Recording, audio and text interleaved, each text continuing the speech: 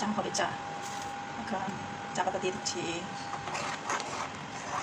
আর একটু লাগবে মনে হয়, আর একটু সামনে দিয়ে দিই। এখানে 2 কাপ চা হবে, 2 কাপ চা। জন্য চা পাতা দিয়েছি 1 টেবিল না 1.5 টেবিল চামচ চা পাতা। ঠিক আছে গ্লাস আজকে মধু দিয়ে চা কিনে আমি 1 চামচ করে দিলেই না, আর বেশি দিব।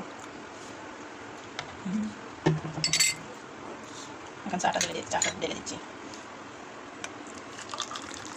চার মধ্যে আদা দিচ্ছি, আদা দিলে টেস্টটা ভালো হয়।